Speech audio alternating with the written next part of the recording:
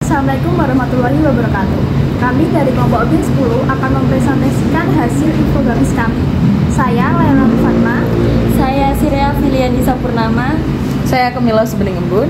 Saya Febiana Isgana Sila. Dan saya Teganur Rafli. Kecik atau yang nama ilmiahnya adalah Manil Karakauki, diperkirakan berasal dari India dan tersebar serta banyak dibudidayakan di kawasan Asia tropis dan Amerika tropis. Di Indonesia, sawo kecik sudah mulai langka karena mulai jarang yang membudidayakannya, namun masih dapat ditemui di seluruh Indonesia kecuali di Kalimantan. Pohon sawo kecik biasanya digunakan sebagai peneduh dan tanaman hias. Sawo kecik dapat dimanfaatkan sebagai bahan kerangka keris, bahan bangunan, perkakas atau perabot rumah tangga, alat-alat pertukangan dan juga untuk benda-benda seni seperti patung, ukiran, dan lain-lain. Buahnya juga dapat dikonsumsi secara langsung.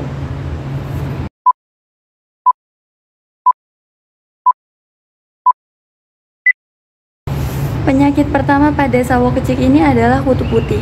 Kutu putih atau yang dikenal dengan nama latin Cocoidea dan Pseudococcidae termasuk dalam kelompok serangga skala besar. Serangga ini dapat ditemukan di berbagai daerah kecuali daerah kutub.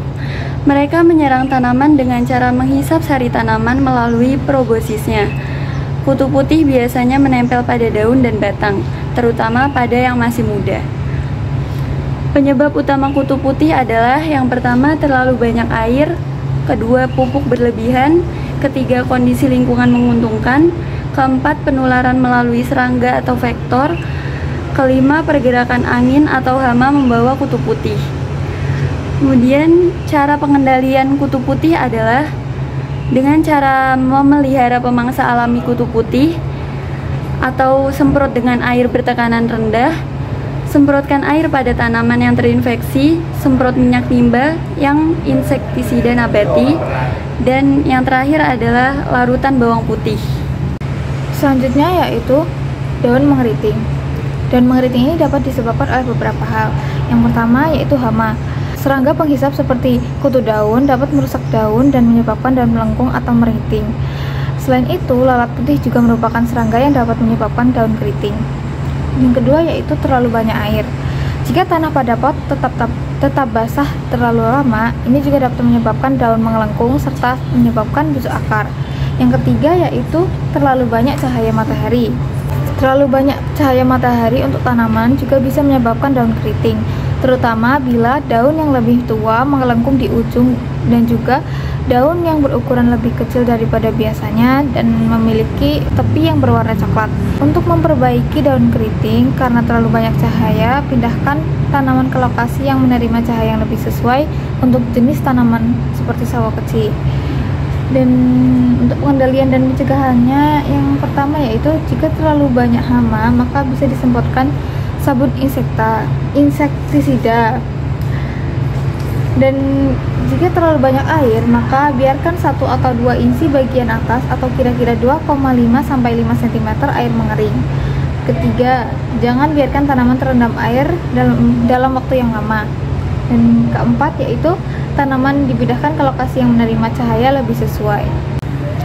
Penyakit selanjutnya pada pohon sawo kecik adalah bercak daun. Penyakit bercak daun dapat disebabkan oleh mikroorganisme seperti bakteri dan jamur. Ceratospora arachidicola merupakan salah satu fungi yang dapat menyebabkan penyakit bercak daun pada tanaman sawo kecik. Nah, gejala serangan pada tanaman sawo kecik adalah seperti bercak mulai muncul saat tanaman berumur 4-6 minggu, berbentuk lingkaran, bagian pusat bercak transparan dan bagian tepi berwarna coklat tua. Pada kondisi lembab, daun terinfeksi menjadi berwarna kuning dan busuk, sedangkan pada kondisi kering, daun menjadi kering dan rontok.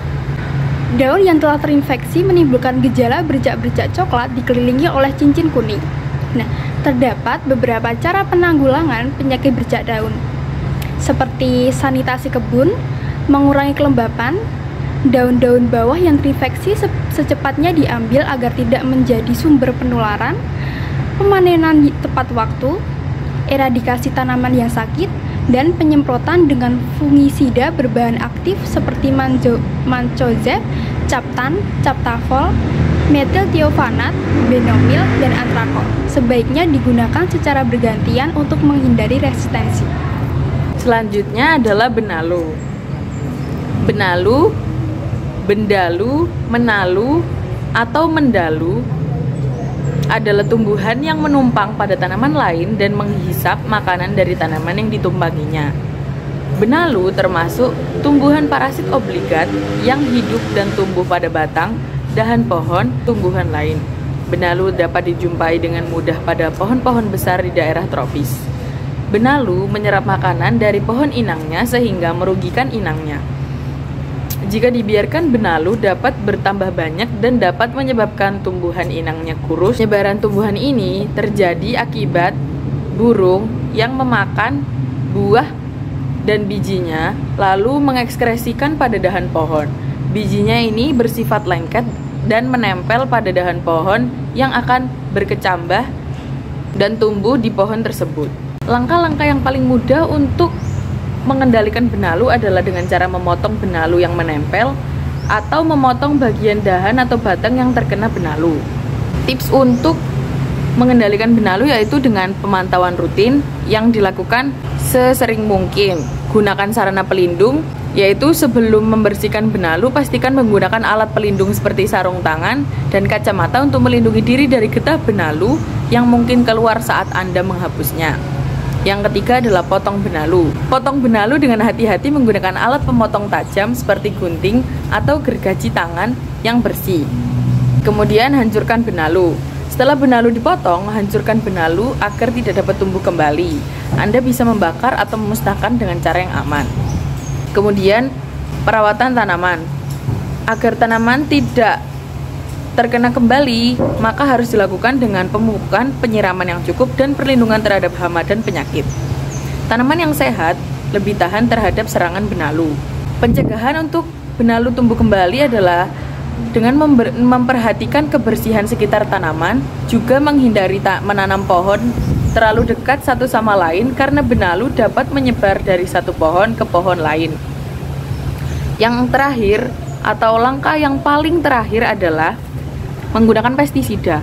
Jika investasi benalu sangat parah, maka dapat dipertimbangkan menggunakan pestisida yang direkomendasikan untuk mengendalikan benalu. Namun, penggunaan pestisida sebaiknya hanya dilakukan oleh orang yang berpengalaman dengan penggunaannya, karena pestisida dapat berdampak negatif pada lingkungan dan kesehatan manusia jika tidak digunakan dengan benar. Penyakit hawar daun pada tanaman sawo kecil sering disebabkan oleh jamur seperti Poletocium bleosporioides dan dapat menyebabkan bercak-bercak coklat atau merah pada daun. Penyakit hawar daun juga dapat disebabkan oleh jamur dan juga serangan hama atau juga kondisi lingkungan yang tidak sesuai. Penyakit hawar daun ini menyebabkan bercak-bercak coklat atau merah pada daun. Penyakit ini dapat menyebabkan penurunan produksi buah. Pencegahan yang dapat dilakukan pada penyakit hawar daun ini, yang pertama, pemeliharaan dengan baik dari proses penyiraman, pemupukan, dan pemangkasan secara teratur. Yang kedua, pemilihan lokasi tanam. Dan yang ketiga, kebersihan area sekitar tanaman. Dan yang keempat, perhatikan jarak tanam. Pengendalian yang dapat dilakukan apabila sudah terjadi hawar daun, yaitu yang pertama, penggunaan fungisida untuk tanaman yang sudah terinfeksi.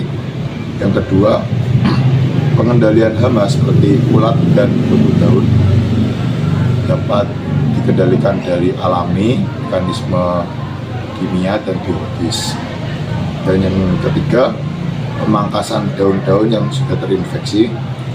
Dan yang keempat, monitoring tanaman. Sekian presentasi infografis dari kami. Kami memohon maaf bila ada salah kata. Wassalamualaikum warahmatullahi wabarakatuh.